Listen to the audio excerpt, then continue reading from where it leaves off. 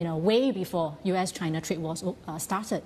In fact, the Koreans, with the light of Samsung, and the Japanese came into Vietnam and started manufacturing easily 15 years ago. Yeah, so it's been a long process, and the ecosystem have actually been built up over time, right? So the recent Chinese wave is more of, we really see that trend picking up only recently, in fact, post-COVID China borders opening.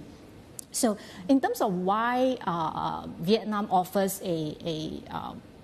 not just China, but also a lot of benefits to their other trading partners, US as well as Korea.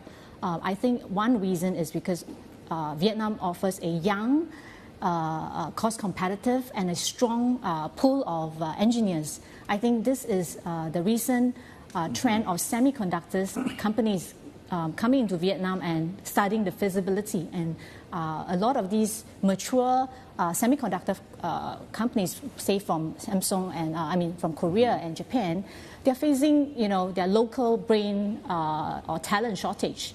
And Vietnam offers that ability for them to build up a new pool and also another cost competitive labor force in this country. Yeah, I want to talk more about that actually. That's fascinating. But I'd be remiss if I didn't ask you about what's happened in Vietnam this month. Of course, the momentum of Vietnam seems to have blunted seemingly by Typhoon Yagi, which at last count killed more than 300 people in Vietnam. And a number of companies, including VinFast, who we spoke to, did say that the impact has been limited. But there are stories about a lot of factories in Vietnam really having their operations curtailed even to this day. It might take them even more weeks before they get back. What are you seeing on the ground based on what you've seen with your operations and some of the clients you've spoken to or service actually in terms of how their operations have been impacted by this devastating typhoon?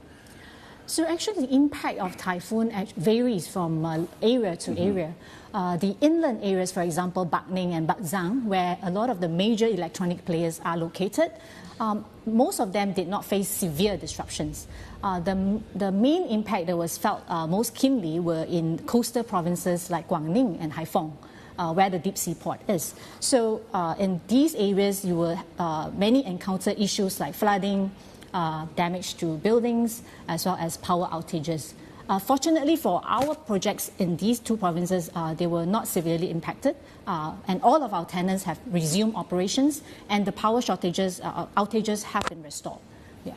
Okay, and so basically, are they operating pretty much at full capacity, or are we weeks away from that still? So I think the inland ones are, in fact, ours just operated fully through the typhoon. But in the coastal ones, depending on the severity of the damage, it will take, for our tenants, no problem. But I think some of the factories that were affected may take a little bit longer. But overall, I don't think it deter, investor and foreigner investment confidence into North Vietnam, precisely because you just heard that a few days ago, Samsung announced that major investment.